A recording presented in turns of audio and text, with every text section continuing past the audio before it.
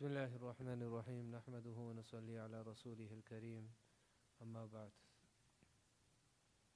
Yesterday other than the marriage talk that we had, which would be tonight, we introduced the end of the book, in which Imam Muhasibi rahmatullahi alayhi, he says that the root of everything, the root of progress, the root of a person's conditions that they'll experience on this path towards Allah subhanahu wa ta'ala, they are based on two things. One is sidq, truthfulness, and the other is ikhlas, sincerity. And from these stem different things. There were 11 things that he mentioned.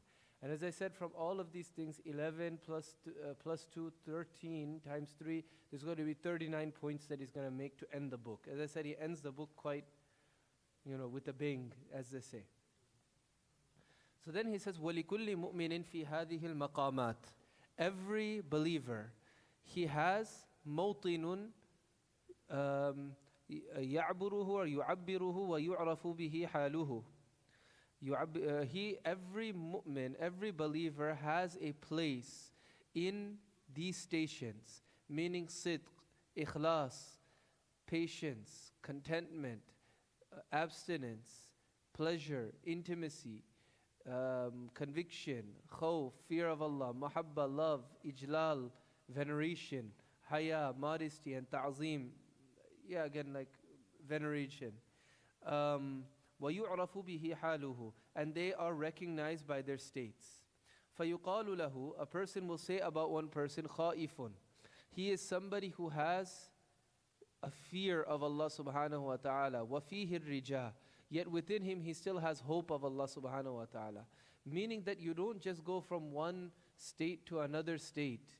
You remain in these different states, but you will be progressing. So you'll be moving further and further, but at the same time, you haven't abandoned one state. Like there's a state where a person has hope in Allah. There's another state when you have khawf of Allah. It doesn't mean that you have only fear of Allah and no hope, right? It just means at times one thing may be a little bit dominant on you than the other thing. And this is fine. When a person is younger, what should be dominant on them is fear of Allah subhanahu wa ta'ala. That will keep them from doing things. And when a person becomes older, what should be dominant is hope in Allah subhanahu wa ta'ala. Because at that time, the only thing that you have left, you don't even have the energy to do the good deeds that you did before, right? Have hope in Allah's mercy that whatever happened in the past, Allah will forgive it when you're young. When you have the energy to disobey Allah subhanahu wa ta'ala, when you have the ability, when you have the options, at that time there should be fear of Allah. The problem is nowadays, everybody is just like, I want to live my own reality and love myself and be easy on you. And then because a person just has hope on Allah subhanahu wa ta'ala, they do every single thing in the world, every single bad thing, and then they say that, only God could judge me, Allah has hope in me. That's not how it should be. So he says that lahu, or فَيُقَالُ lahu, it'll be said about a person, خَائِفٌ. He is one who fears Allah. وَفِيهِ الرَّجَاء. Yet in him he has hope. That one who fears Allah, why do they fear Allah? Because they hope that Allah subhanahu wa ta'ala will have mercy on them. Or it will be said about a person, warajin. This person, he has a lot of hope in Allah. وَفِيهِ الْخَوْفِ. However, he has within him fear of Allah subhanahu wa ta'ala. That elderly person at the end of their life where they're hoping for Allah's mercy, they're still fearing that something else could happen, right? وَصَابِرٌ.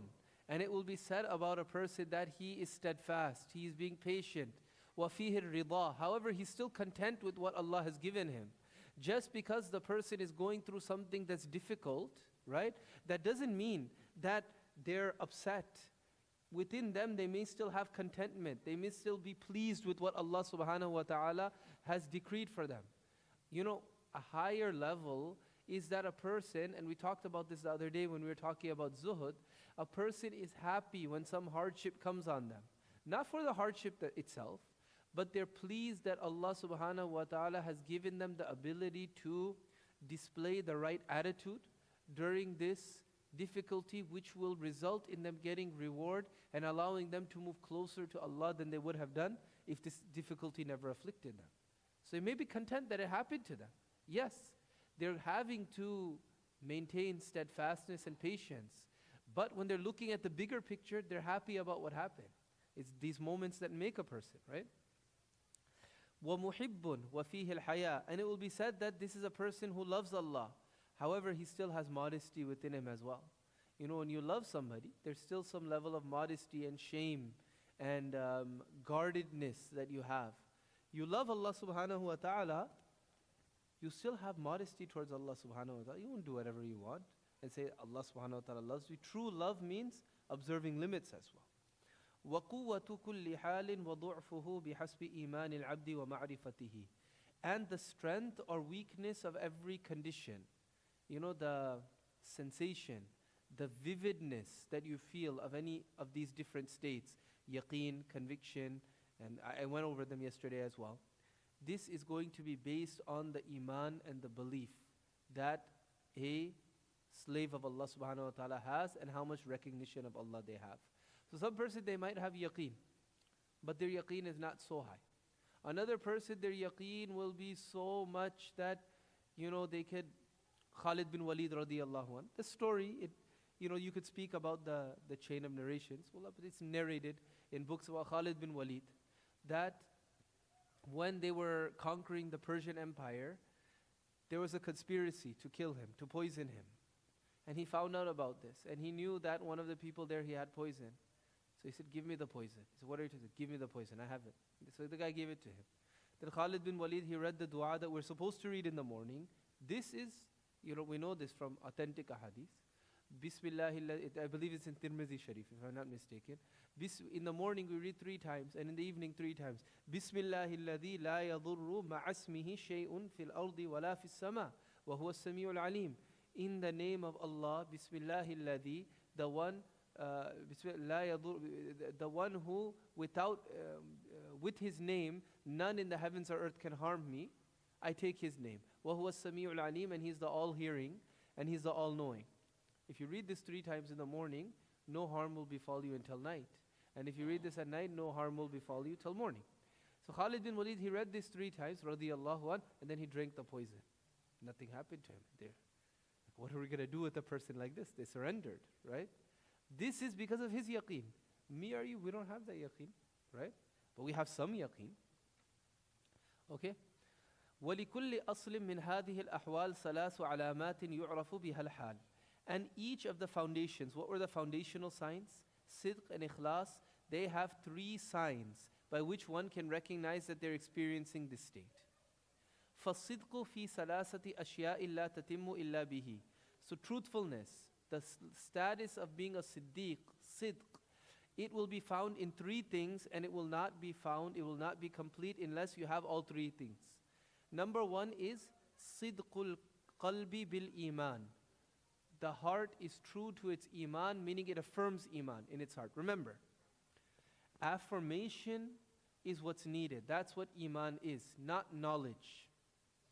Abu Lahab knew Rasulullah sallallahu alaihi wasallam was a prophet of Allah. Abu Jahl knew Rasulullah sallallahu alaihi wasallam was a prophet of Allah. The Bani Israel knew Rasulullah sallallahu alaihi wasallam was a prophet of Allah. They knew it, but they didn't affirm it with their heart. You know, they say, "Janna ek cheez hai, manna dusri cheez hai." Iman is not janna. Iman is manna. Iman is not to just know something.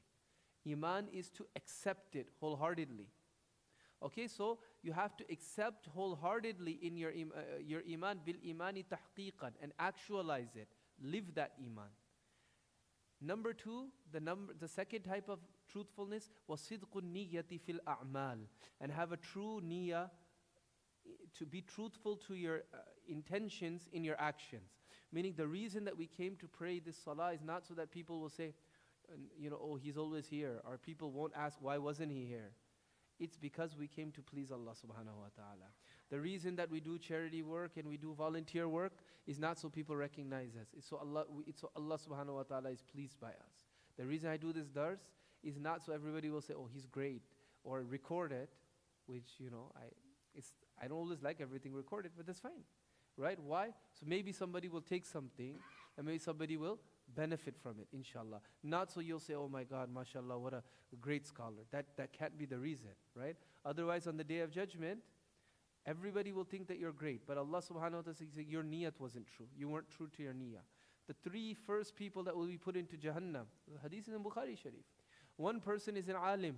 Allah subhanahu wa ta'ala will say, what did you do? He said, Ya Allah, I taught all of these people for you. Allah subhanahu wa ta'ala will say, no, you did it so that people will say that you're a great qari. People said it, go to Jahannam. Second person will say, what did you do? I was so rich, Ya Allah, I gave money in your path. No, you didn't. You gave money so people would say you're generous. They said it, go to Jahannam. Third person, mujahid, somebody who died fighting in the path of Allah. What did you do? I gave my life for you, Ya Allah. No, you didn't. You gave it so that people would say you're brave. And they said you're brave. Go to Jahannam. We don't want it to be like that. So we have to be true in our niyyah. Niyyah is something between us and Allah. Nobody else knows it. And sometimes a person, Allah takes great work from them, but Allah doesn't accept them. Inna Allah, Bukhari Sharif Hadith, Inna Allah la yu'ayyidu hadha deen bi rajulin fajir. Allah helps this deen through a sinful person, like Fir'aun. Fir'aun helped the deen by gathering everybody together to see the truth of Musa alayhi salam. He wasn't accepted by Allah. And the last thing for today was sidqul lafzi fil kalam, and the person is truthful when they speak.